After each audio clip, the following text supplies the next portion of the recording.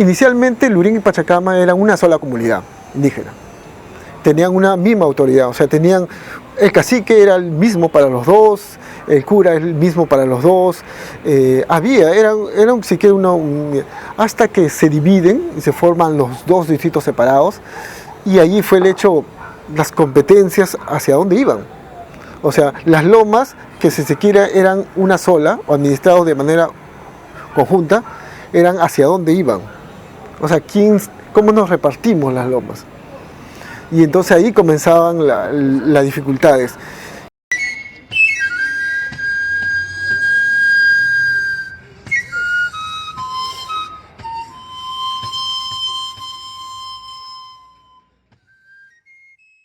Ocurrir un poco mi etapa de colegio, de esa etapa de cuando Lima estaba en crisis. ¿Qué años? Yo termino en el año 91, ingreso a San Marcos en el 93, y mis antecedentes de ahí fueron que yo durante toda mi etapa escolar la dediqué criando peces ornamentales. Y entonces, durante toda esa etapa yo pensaba a estudiar algo vinculado a zootecnia, a piscicultura, biología, por ahí estaba mi orientación inicial. Pero yo termino en el año 91, un periodo de crisis, y la crisis no solamente era social, sino familiar, era un momento complicado. Incluso el espacio donde yo vivía, Vía María, era un espacio bien movido políticamente, ¿no? O sea, mi barrio, unos más que eran de izquierda, unos más allá, y el movimiento era más o menos fuerte por allá. Y lo que hizo es que mis orientaciones iniciales, que iban por, si se quiere, por la piscicultura, la crisis me empujó a ver al hombre, al hombre y la sociedad. Fueron mis preocupaciones, ¿ya? Mis preocupaciones comenzaron por ahí. Y finalmente terminé en historia, que inicialmente no estaba muy convencido porque lo que estaba en este tema de literatura, historia, creo que todavía no estaba muy seguro de lo que quería hacer. Eso es cierto. Ingresé a San Marcos en historia y creo que en el camino me di cuenta de que eso era mi vocación. Sí, creo que si es que ahora me mantengo en esto es porque sí tengo una motivación. Creo que hay vocación ahí. La vocación de entender al hombre y la sociedad desde la perspectiva histórica, ¿no? Y eso, por ahí comenzó mi interés por la historia, ¿no?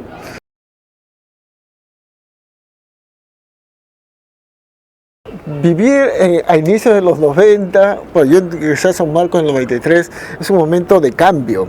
O sea, la violencia, o sea, yo en mi escuela, en mi base, habían 2 personas que terminaron en la cárcel. O sea, le hago el comentario porque todavía se vivía parte de la violencia política, todavía se sentía en ese momento, y bastante cercano. Y en esa época me voy a vivir vivienda universitaria que también estaba dominada por los rezagos de esos movimientos de los 80. Y entonces viví esa etapa compleja, que tiene que también ver con problemas familiares, ¿no? Tiene que ver con problemas familiares, tiene que ver con la lejanía desde mi casa a San Marcos, y fue que una etapa viví en San Marcos, ¿no?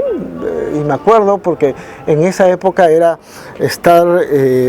hacer, si se quiere, todo ese circuito que era vivir. O sea, vivía ahí, me iba al comedor en las mañanas, me iba a estudiar en las mañanas, al mediodía me iba al comedor de Cangallo y me quedaba en la biblioteca toda la tarde, y en la tarde regresaba al comedor y me iba con el burro a San Marcos. Más o menos ese trajín lo he vivido 10 meses, más o menos. O sea, tengo, si se quiere, una experiencia también de ese tipo, ¿no? Con San Marcos.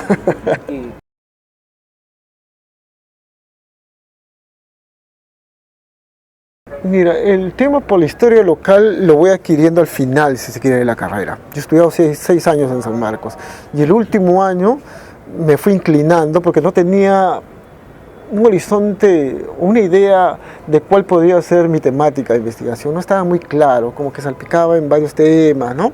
Temas sociales, que era lo común en esos años.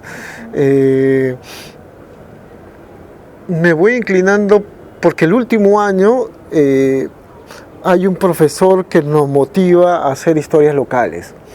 Y ahí salen algunas personas que hasta ahora producen.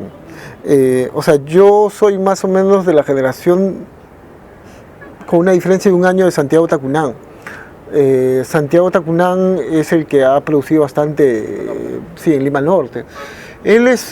No somos del mismo año, él es del 92, yo soy del 93. Y por allí hubo un interés por las historias locales. Claro, Santiago ha recorrido más, pero como que por ahí hay algo en común, ¿no? Salimos por ahí, por esos años. Y por esos años también hay un interés en San Juan del Lurigancho, y unos temas locales hay también por esos años. Pero fue eso y quizás otros hechos que se producen en esos momentos. Por ejemplo, que sí me acuerdo, un hecho bien común que me empuja a seguir trabajando el tema inicial en Vía María, que fue mi primer tema, fue el fenómeno del Niño en el año 98. Justamente fue el año que yo estoy terminando la universidad. Con el fenómeno, todos los cerros que se veían desde mi casa se cubrieron de vegetación y llamaban la atención. O sea, era un espacio impresionante. Yo subí y encontré paneles de abeja ahí, rastros de animales, y uno decía, esto era un espacio que fácilmente servía para que el hombre lo ocupara y el hombre pudiera vivir acá. Y comencé a investigar si es que realmente había condiciones de vida y ocupación en el pasado, ¿no? Por ahí fueron, si se quiere, mis motivaciones, que también me acercó bastante al tema de las lomas, ¿no? Y que, si se quiere, confluyó con mis preocupaciones iniciales, que eran los peces ornamentales, el medio ambiente. Por ahí confluyeron varios temas, ¿no?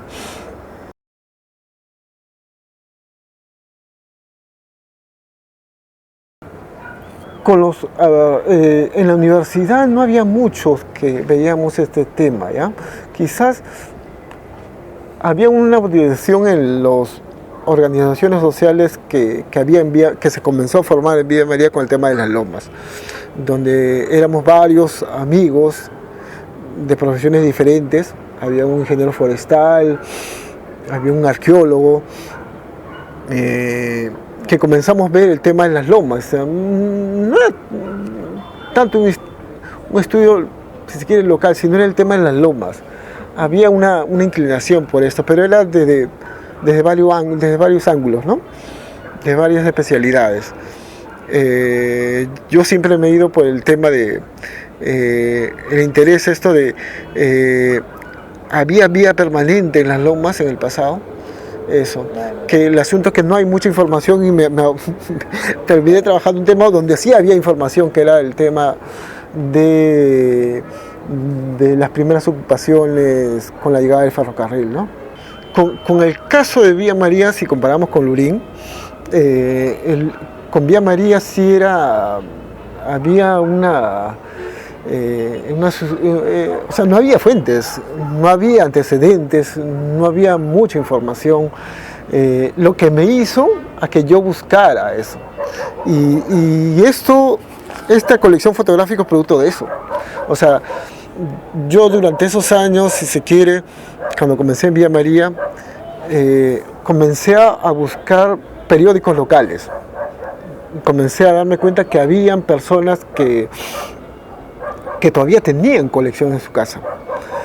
Por ejemplo, me acuerdo de un caso específico, una persona que vivía en Vía María y que tuvo una revista llamada Mauta, y que esta persona falleció ya hace mucho tiempo, pero sus herederos, su esposa, tenían ese y otros materiales, un archivo fotográfico, la colección misma de la revista y documentos, que cuando yo lo visité y buscando información para escribir la historia de Vía María, me dijo, mira, y esto, si quieres utilízalo, ¿no? Y como iba varias veces, y al final me dijo, si quieres llévatelo. Y me comencé a llevar el archivo fotográfico, la colección de Amauta y otra revista que también sacaba, que era La Voz de Mariátegui. Y otras colecciones más pequeñas que eran más individuales. No era una colección completa, pero habían algunos ejemplares, ¿no? Ahí comienzo, si se quiere, a rescatar algunas publicaciones locales que quizás se hubiesen perdido, ¿no? Pero tengo todavía la colección de eso. Y hay algunas, en la Mauta, por ejemplo, es un tema importante, porque la Mauta ahí participaron intelectuales reconocidos y hasta ahora, ¿no? Ahí en esta publicación, que era una revista, participaba Sinesio López, Agustín Aya de la Torre, Óscar Dancourt, Javier Díaz Canseco. Participaba un grupito importante. Incluso hace no mucho, estoy hablando antes de la pandemia, creo que un año antes de la pandemia, San Marcos, en la Casona, hicieron una exposición fotográfica de una colección fotográfica que era de Humberto, del fotógrafo que participaba en la revista. O sea, lo que pasa es que esta revista Mauta tuvo un problema en un momento. Un problema entre el propietario que vivía en Vía María y los nuevos periodistas que se habían incorporado en el camino, donde estaba Sinesio López y todos ellos. Al final hubo una disputa, se pelearon y si se quiere, esos dos grupos se llevaron sus materiales. Entonces el de Vía María se llevó la colección, un grupo fotográfico, pero el caso de Sinesio y sus amigos se llevaron una colección fotográfica importante. Esa colección que se llevaron lo han expuesto en la Casona de San Marcos hace no mucho, antes de la pandemia, ¿no?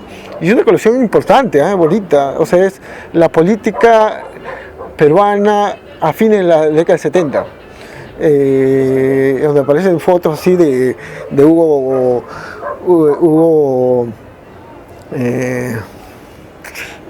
Blanco, ¿no? Toda esa movida de fines del 70 aparece en esa colección. La que yo tengo es más local, pero también aparecen algunas antiguas donde aparecen estos personajes, pero es poca, ¿no? La mayoría es local. Fotografía de Vía María, de San Juan, Vía El Salvador. Más o menos ese es el espacio de la intervención del fotógrafo que participaba con el periodista de Vía María.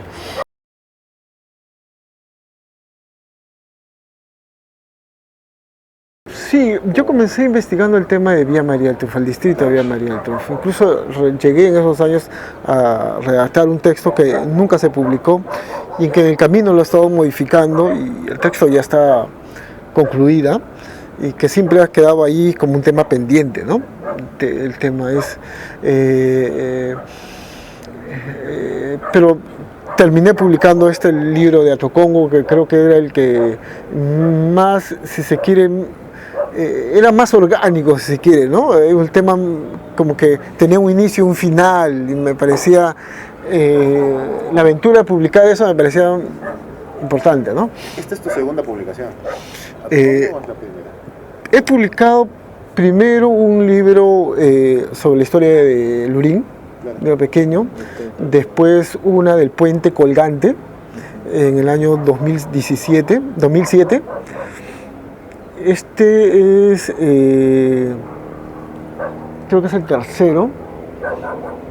Después he publicado dos en San Martín de Porres una historia, si se quiere, general y una historia política, o sea, institucional.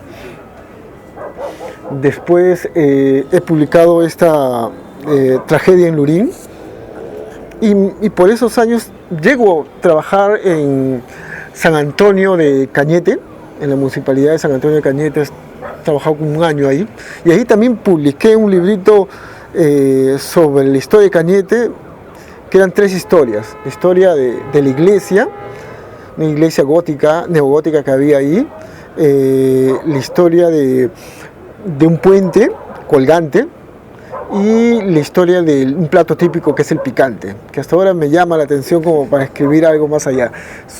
Llegué a publicar eso cuando estuve trabajando en San Antonio de Cañete. Y el último ha sido la historia general de Pachacamac, ¿no? Que también es un tema que ya hace bastante tiempo me llamaba la atención.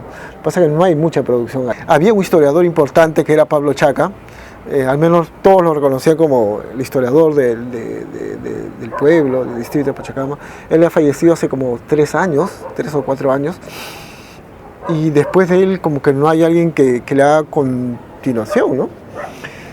Por eso también me estaba inclinando, pero ya tenía un interés. Lo que pasa es que cuando uno investiga te vas chocando con mucha información, y eso es lo que he hecho hace, creo que años, no sé si más allá de década y media.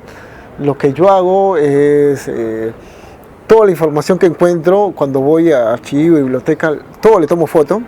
Entonces tengo un disco duro de un montón de información que espero que en un momento algo escriba, porque sí hay temas importantes, para mí temas importantes, ¿no?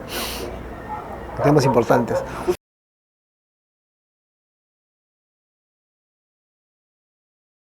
Se entiende que hay una necesidad, al menos de manera oficial hay una necesidad. Desde el Ministerio de Educación se promueve que la educación debería ser sobre temas locales. O sea, tú deberías enseñar, no sé, agricultura, sobre, no sé, medio ambiente en función a tu realidad local. Pero muchas veces no se cumple, porque tampoco no hay muchos insumos, no hay muchos materiales. También va por ahí el problema. Y entonces hay una escasez. Lo que quizás donde se podría ver en el sur de Lima, donde hay una producción, es en Villa El Salvador, que ya tiene quizás muchos años produciendo textos de historia, y tampoco no sé, de sociología, antropología, de eso. Pero en los otros como que hay una escasez. En Villa María, en San Juan, aquí, ¿no? O sea, hay una escasez en toda la producción. Aquí, por ejemplo, en el Valle hay un libro de San Marcos del año 64, de Matos Mar, sobre Pachacamac y Valle de Lurín. Después de eso como que hay un vacío enorme, hasta por el 90 comenzaron a producirse algo, pero y a veces ni lo recuerdan eso acá.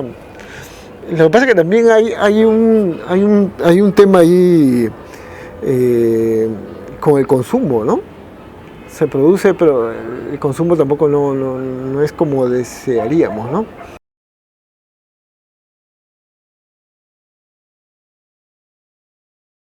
Bueno, lo que yo he desarrollado ahí se trata de historias oficiales, y las historias oficiales narran, si se quiere, la historia que les interesa a estas instituciones, ¿no?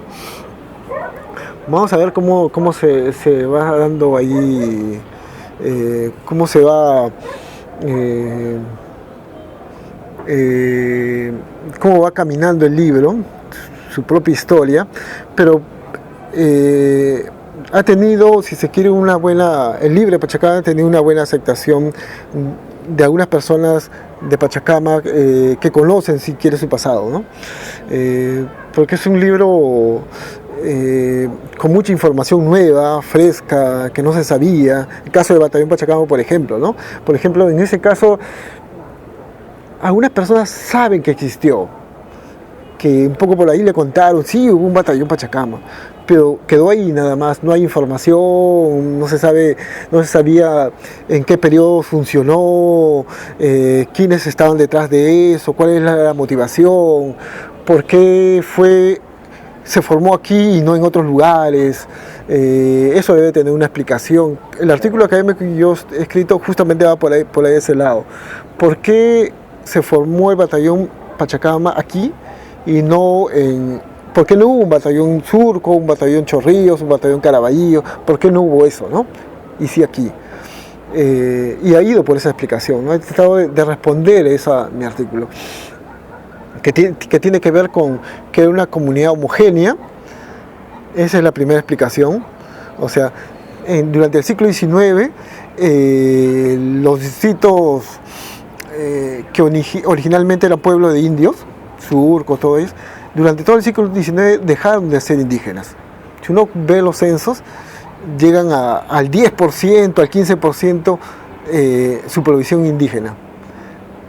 En comparación, Pachacama era más del 70% era de población indígena. Había una homogeneidad que te hace formar una actitud de cuerpo, ¿no? Ante la amenaza hay una actitud de cuerpo. Y la otra explicación es que en esos años había un conflicto con Lurín. La rivalidad es antigua, es bien antigua, y el conflicto tenía que ver, como siempre, por motivos económicos. O sea, en esos años el tema económico eran las lomas.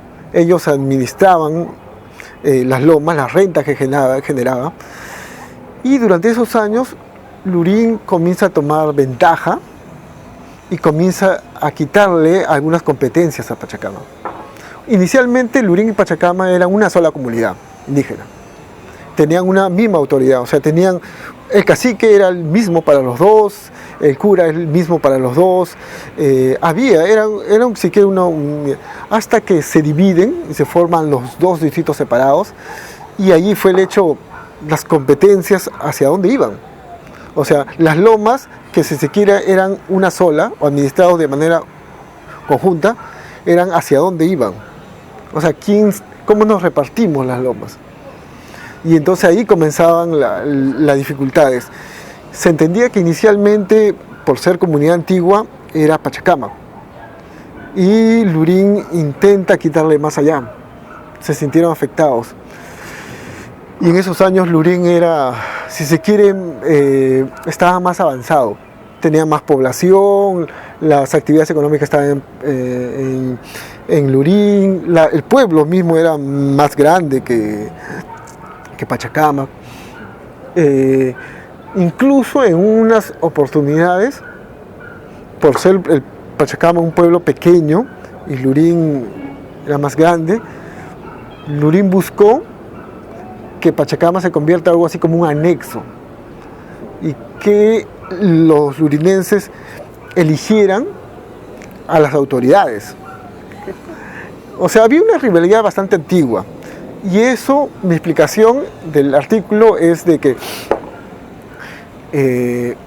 Pachacama decidió encontrar una estrategia para ayudar al gobierno o a los grupos de poder en conflicto, para ayudarlos para que pues los ayuden contra un rival cercano que era Lurín. ¿Entiendes? O sea, eso en la historia ha sucedido varias veces. O sea, uno participaba en la guerra no por un sentimiento patriótico, necesariamente podría haberlo, sino había por conseguir una ventaja. O sea, yo aporto una milicia porque sé que después puedo tener algún beneficio, el que llegue al poder me puede ayudar en algo. Más o menos el interés de la formación de Pachacama iba por ese lado, porque no solamente participó en la guerra con Chile, participó también en la guerra civil entre Cáceres y Piérola, también participó ahí, y tuvo una participación anterior, pero no como batallón, pero sí como, si se quiere, como comunidad, participaron anteriormente, ¿no? Y su participación comienza justamente cuando comienza el conflicto con Lurín. Y el discurso de ellos es que ellos son mis enemigos, ¿no? más o menos, que ellos son los que me están quitando mis cosas, ¿no? Eso se iba encontrando tú. ¿Y Sí. actualmente ese conflicto todavía se ve en la población? Sí, hasta ahora hay un problema. Sí, existe. Quizás, si se quiere, en el segmento político. Quizás los demás no mucho, pero en el grupo político sí. O sea, ahí está los dos, su conflicto es territorial, límites, hasta dónde abarca.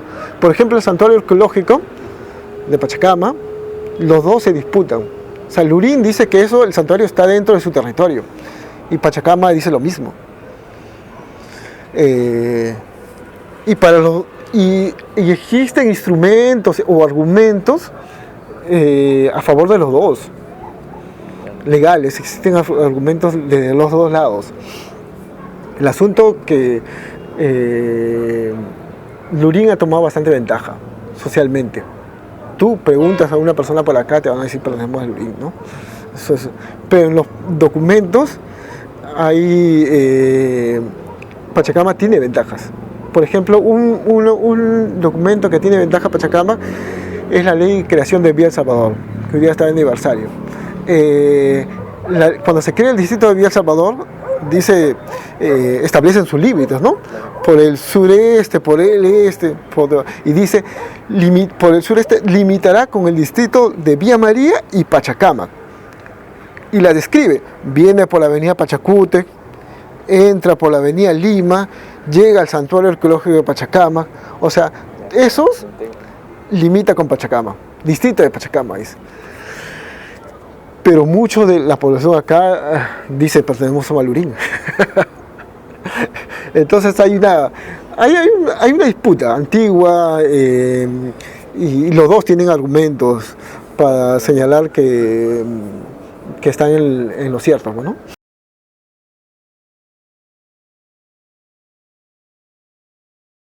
Yo creo que sí hay buena expectativa.